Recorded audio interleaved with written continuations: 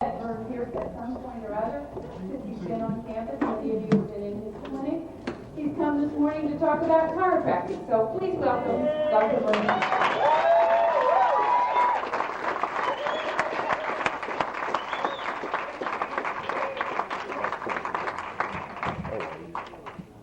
I understand I only have an hour. I wish I had a day. Take it. Thank you. You know, when I went to Palmer College in 1952, that was probably the time of the most stringent part of chiropractic in the whole time world. We practiced strictly upper cervical. We learned totally about the atlas and axis. We had a fantastic philosophy program headed by Dr. Galen Price, and I had decided I was going to be a chiropractor from the time I was 16. And I had been in the medical corps for 4 years in the United States Navy, so I was happy to walk up Brady Street Hill on September 22nd, 1952, to start a long term of chiropractic, which is over 40 years now. At that time, we were taught specific chiropractic. And BJ said, chiropractic is specific, or it is nothing. Or it is nothing. I read it on BJ's writings. I read it many, many different places. And I agree with BJ and all the other philosophers in chiropractic that if chiropractic isn't specific, then it is nothing. And it saddened me to report that today in 1993, a whole lot of chiropractors are doing a whole lot of nothing. Because this profession is as far from specific as a matter of fact, the majority of this profession is no longer practicing chiropractic. It seems to me that most of the students come to chiropractic school with a predetermined idea of what chiropractic is, and then they get a diploma to go out and practice anything that they see fit to practice and make it legitimate. Now, all these things probably have merit. Who am I to judge that? But I can judge one thing. I know there is nothing in this entire world that can beat straight specific chiropractic. Yes.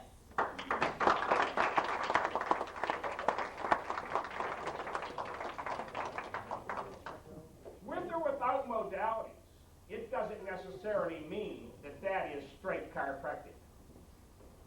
I think it's time to quit practicing chiropractic and start doing chiropractic.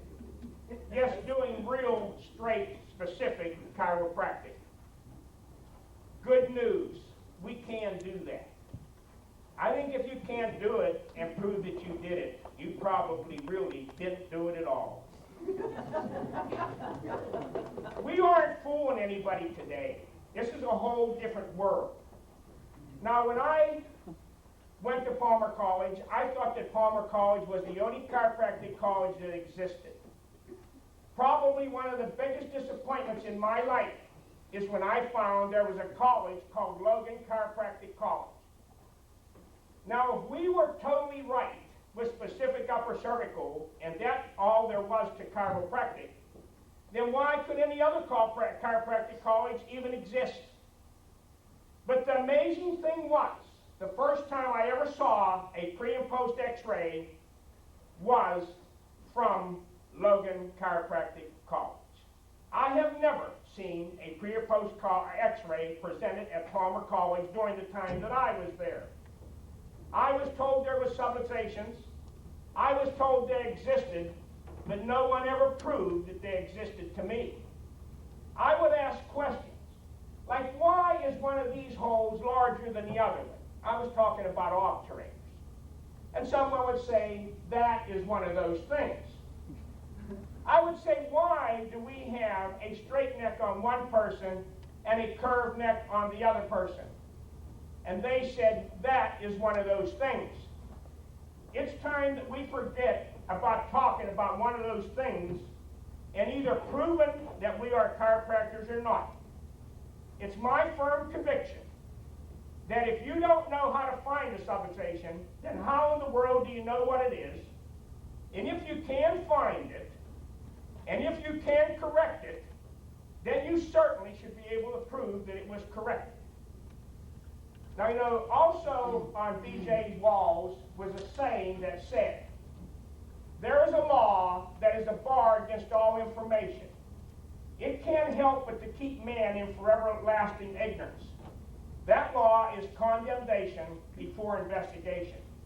Now, I know about this law. I really know about this law. When I went out to practice chiropractic, I practiced strictly upper cervical for 3.5 years. And I found that I failed more times than I succeeded. I found people on the street hating me because I would x-ray them, I would promise them all these fantastic things that I told that I could do, and I found out I couldn't do them. Now, one thing about me, I did have a good chiropractic philosophy. And I am one of the few chiropractors that have stayed totally straight over the years, although someone don't think I'm straight. A lot of people don't think I'm straight. But when it comes to chiropractic, there's very few people on the face of this earth who knows it as well as I do. That's sort of bragging. But instead of moving to mixing, like most graduates of all chiropractic colleges do, I turned to find a better way. And I started looking everywhere I could to find better ways to make chiropractic better. I had good friends, Dr. Thompson and the likes of those, and all these people, and don't for 1 minute do you ever think that I talk badly about any technique. Any technique is good if it's used at the proper time, in the proper way, on the right vertebra. But we don't have a secret or a patent on innate intelligence. Innate intelligence belongs to the body. And if you don't do something right to that body, then I might surprise you. You're doing something wrong. And the worst subluxations I have ever seen in my life are the ones that have been brought on by manipulation of vertebra, some of them with the most specific moves that was ever designed. The sloppiest adjustment in all the world is by far the greatest adjustment if it's on the right vertebra, on the right way, at the right time.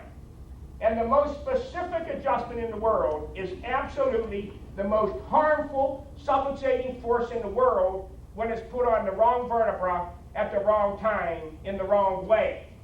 See? So don't ever think just because someone says they're a straight chiropractor that that means that they're doing anything right. Some of the spines that I have seen, I'd rather have a colonic irrigation than a double roll and a rotary brake without a rhyme or a reason.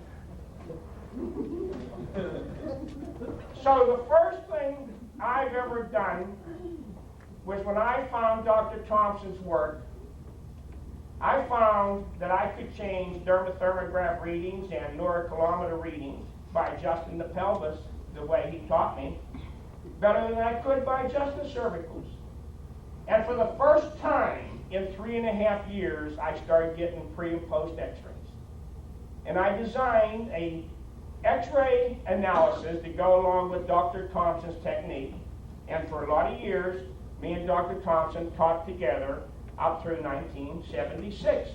We taught together, and I would teach the x-ray analysis that would go along with the Thompson technique.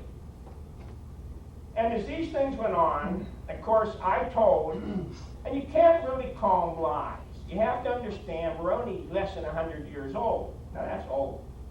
And if you don't learn anything in 100 years, I doubt if you'll learn anything in the second 100.